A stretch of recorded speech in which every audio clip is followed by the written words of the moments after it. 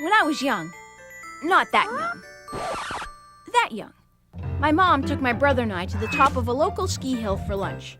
Being curious, I went exploring and found myself in a room like I'd never seen before. At one end was a giant peacock. Minutes passed as I examined its feathers, the lifelike, beady eyes, the dried-up leather feet. Then I touched it. Suddenly, my heart felt like it was going to explode. I wanted to run away, but I felt paralyzed. Finally, I broke loose and ran out of there as quick as my little legs could take me. And I was determined to find out how something so dead could look so alive.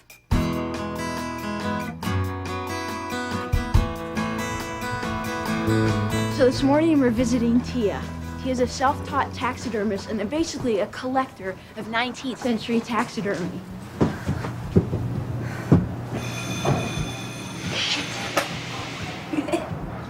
Thanks. Come on in. Hi.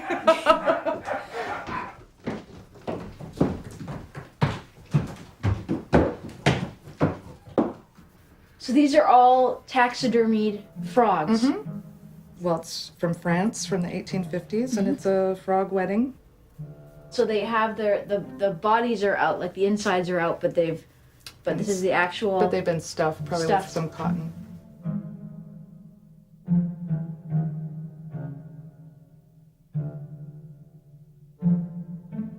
This piece came from Bristol, England, which was an Arab slave port where the Arabs would stop and rest the slaves before they brought them over to the New World.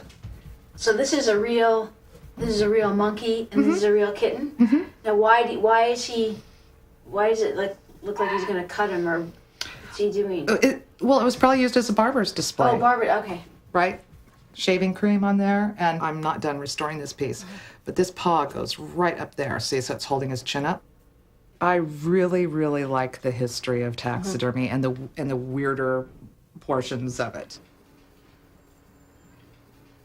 And how many pieces of taxidermy do you have? Do you have any idea? Total of everything I've collected? Everything you've collected. No idea. Can you guess at all? Why? Have you counted? No. But why do you think you were drawn to taxidermy as opposed to, say, collecting something else? It's a bit complicated, but I grew up totally withdrawn and only relating to the animals in my family, and being immersed in fairy tales. The reality of my family was so, I don't know, did not seem like reality. So now I'm growing up and making dolls.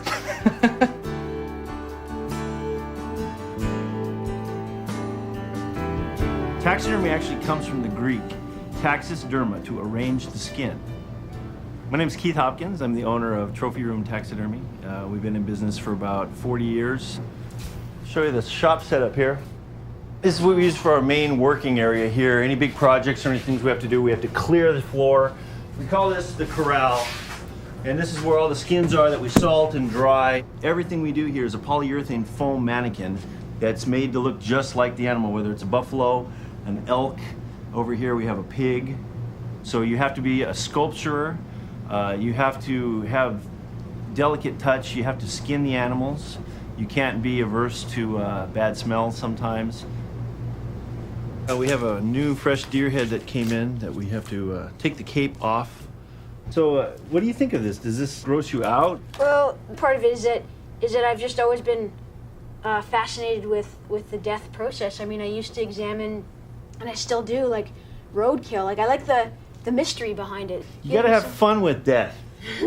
That's the thing. How would you treat a customer who's bringing a pet in as opposed to someone who's bringing a game animal in? Honestly, differently. We put on the kid gloves, I would call it. Usually emotions are running very high. Usually, I've been on the phone before with people who I have to wait 5 minutes until they can, quit crying, which that's understandable because pets are normally, family members. We got Mike when Patrick was about seven 7 years old. And of course, Mike just passed away last year, and Patrick was 20, 21. So we had him for a good 14 years. Patrick was, the only child, and so we didn't think we'd have any more. And so when Mike came along, it was kind of like another kid. So. Oh, you should seen her with the dog. Just loving it up all the time. But the dog followed her everywhere she went. But this was his dish, and so he ate all of his main food out of here, and it would always be right here. Okay. It's just those items that I really kept. I just can't seem to get rid of them. I didn't want to bury him or cremate him. I thought it's just too quick, and he's totally gone. And so I thought, he was such a wonderful dog, and just to feel him around a little bit. That's why I started to explore taxidermy, and we talked to Keith, and we saw his operation. He said, I want you to understand, pets are another ball game altogether, because they have their personality, and that, it's going to be hard to capture that. So you don't think it's creepy at all? No, I don't. I like the idea of the way she's going to have him laid out there in a sleeping position, because that's a natural position for him. He slept most of the time. And no one knows that you're taxidermying Mike? No one knows about it. Just our immediate family and a couple of close friends, and that's it. So no one has any idea. So, But they will if they come and visit. they will. But Mike, he'll be upstairs.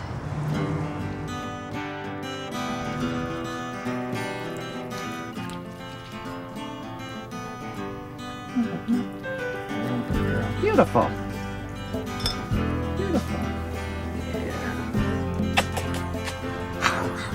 There's always been involvement with animals in my family.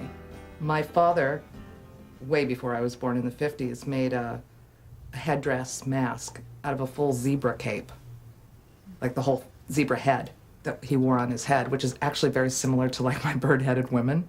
So I think, there is that element of that stuff is in my background. I grew up thinking I had an ideal relationship with my mother, and then I found out she was incredibly manipulative, and she was just ignoring, like, me being beaten while I was being grown up. So, yeah. By who? My older sister. I went to what I call the Bubba School of Taxidermy. I went to the Midwest, and I mainly went to see if I had the nerve to cut into flesh. So there is that element of always putting myself into uncomfortable situations to prove that I'm strong, I guess. And can I handle like cutting open a pet and just treat this like pure science, even though this pet was, one of my family members.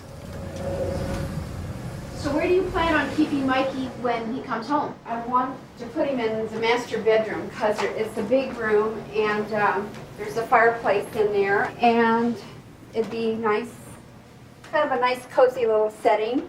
And since I spend time up here at my desk writing or whatever, I thought maybe I would just put him right here in his sleeping position. I think this is it.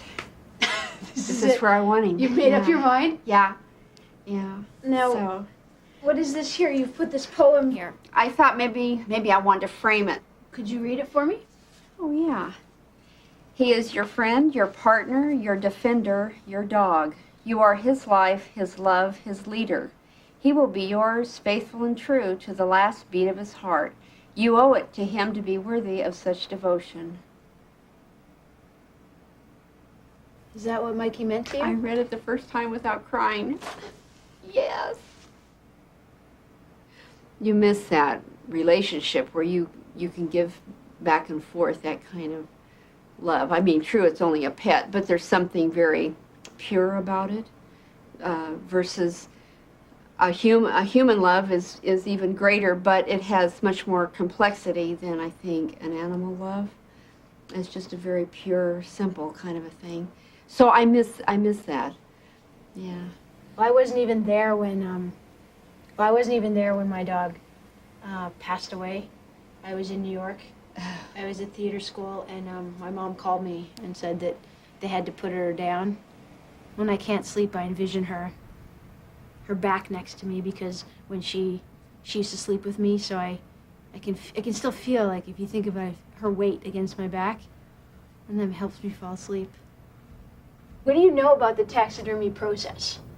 Oh, just very little. Just they skin the dog or the animal, and they send the skin somewhere to be dried. And that takes about 3 months, I think he said.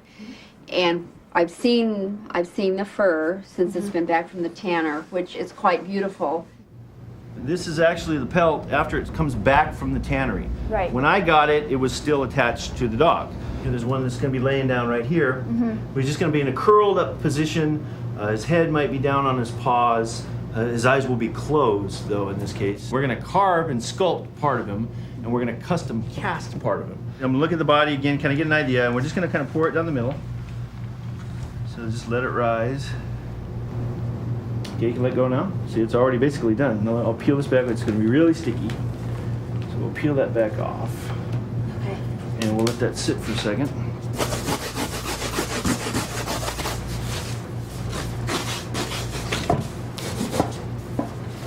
I'm kind of scared of death, you know? I think the closer I get to it or try to understand it, then the more comfortable I feel with it. You know what I mean? So you're not really squirmish at all then? No.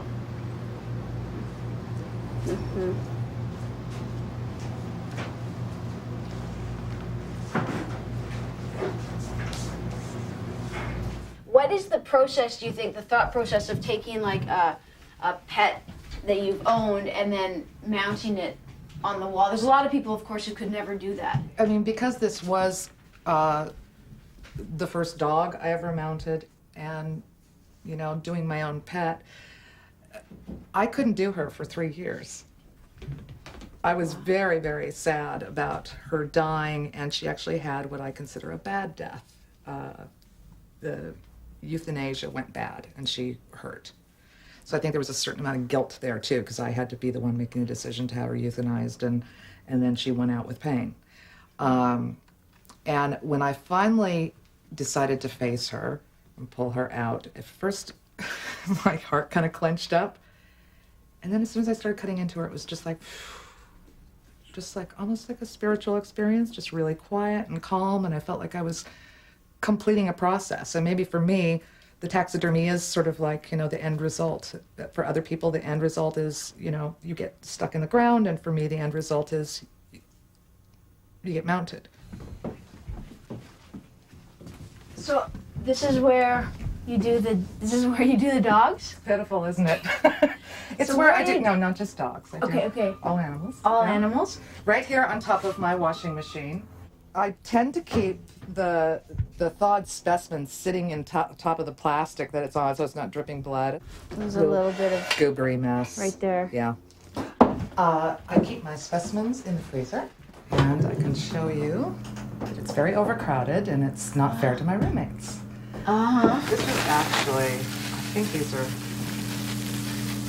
kittens that died 3 days after they were born.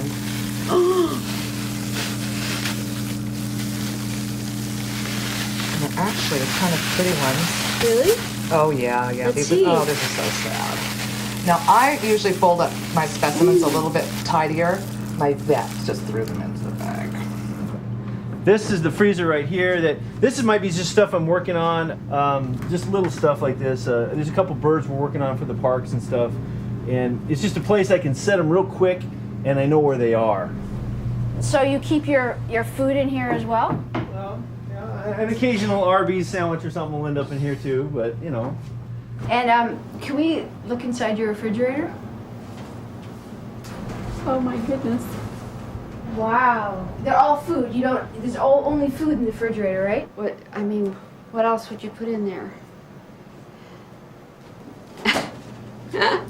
Oh my goodness, you guys, you're gonna. What is this? Listen, now don't laugh. That's in case of fire. I've never met anyone who's kept, important documents in the freezer before. Your son left for college, and then Mikey's not with you anymore. I don't know, do you have something called, you know how they say the empty nest syndrome? Do you feel lonely sometimes because they're both gone? What it is, it's accepting a transition in life. It's another phase that we all go through, but it's like I wasn't ready to be there. It's not an empty nest. It's that because I'm older, I'm knocking at the door of old age, and that's the part I don't like. The things that you like to remember about a healthy life, a happy family. Whenever I see the dog, he represents all the good. So you recognize that obviously the spirit Mikey isn't there. Oh, yeah. Yeah, it's just a shell. Yeah. But brings back memories, the shell does.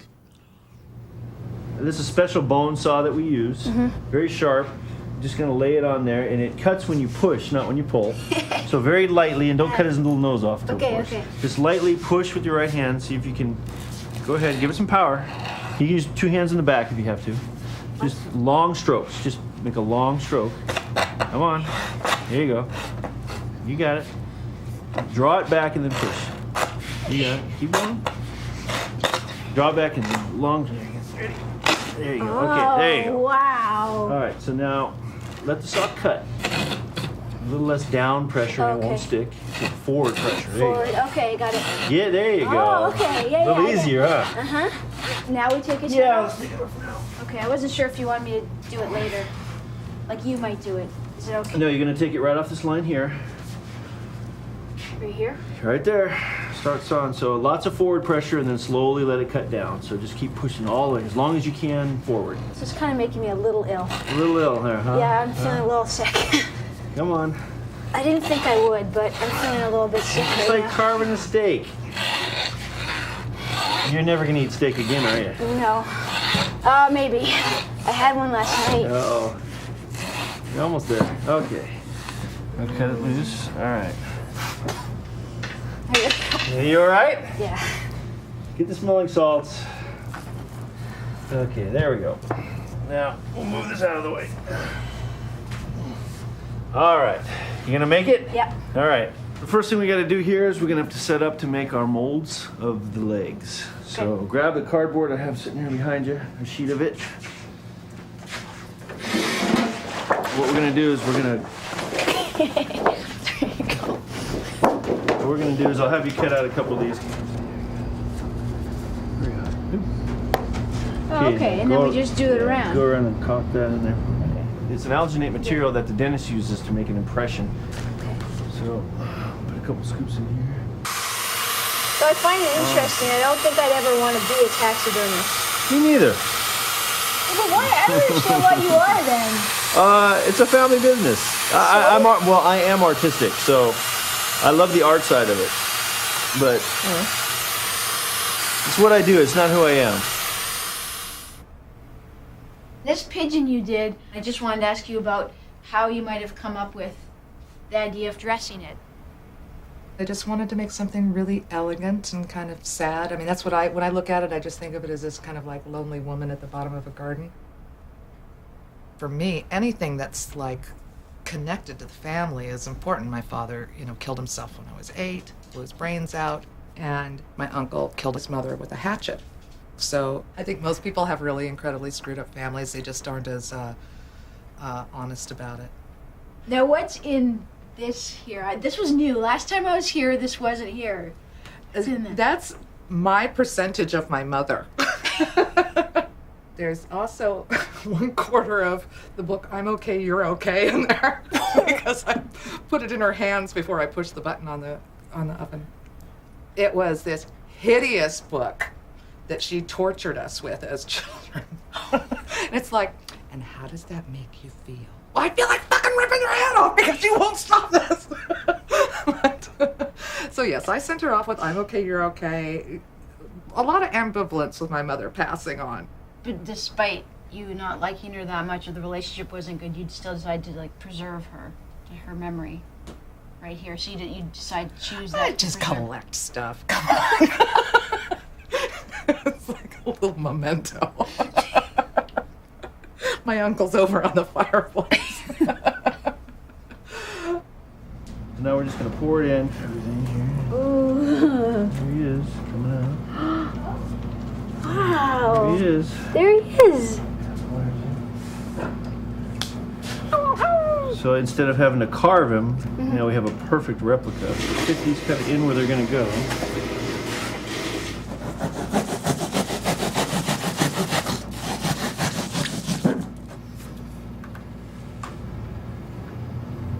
Do you have a different take on what it is now? I mean, what do you feel about taxidermy as the art? I mean, I was scared as a kid, but when I started this project, I thought taxidermy was just kind of an interesting, cool thing. But now, after seeing the process and seeing you work, I realize how much more work it is and how artistic it is to try and get something back to what it was. Oh, I see, and the nose fits perfectly. Everything will fit perfectly. Once we get him finished and on here, get his ears in. Oh my gosh. See how that's all of a sudden going to turn alive? His eyes are going to be closed on us here. Right, so you'll have to sew them down a little bit? No, they'll actually be glued and everything shut. Okay. And then his little nose will come in here and Oh my get gosh. his ears in position where they need to go. Now he looks like a real dog again. He will. Oh my gosh.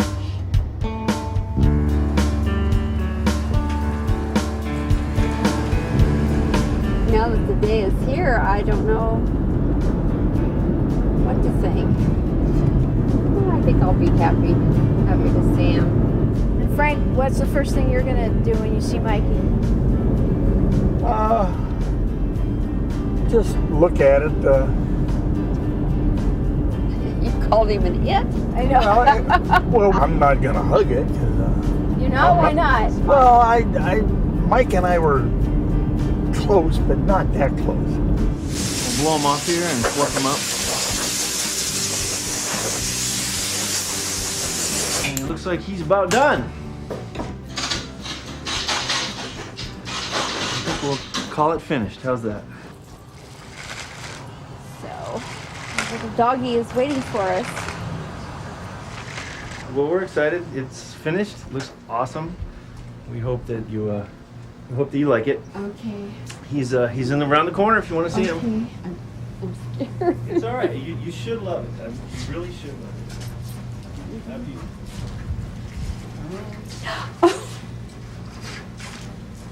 Oh my gosh. Oh. Oh.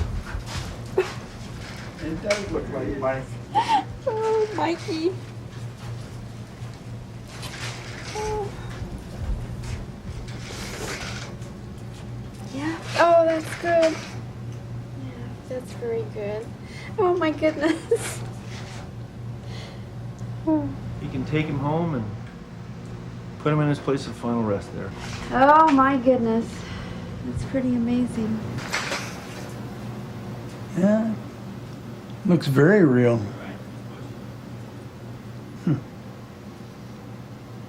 Would keep you forever, I see, huh? Okay.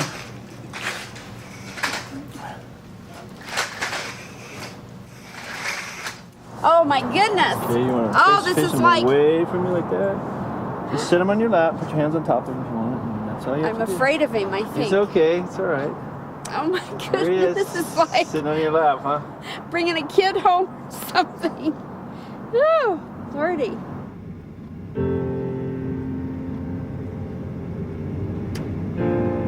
Does it feel different because now he's not?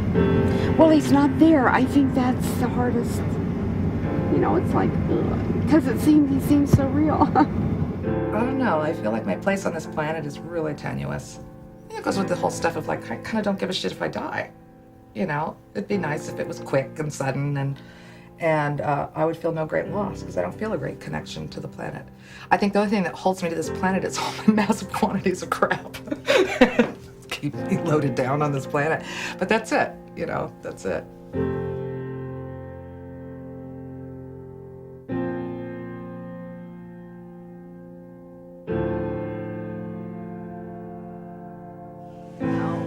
Well, we're coming home.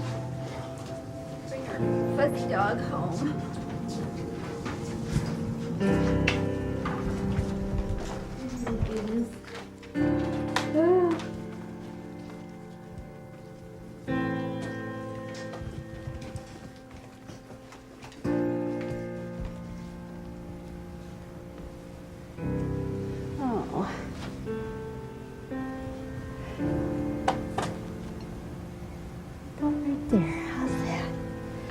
Is that a good spot? Oh, I think that's very good. God, he's so real.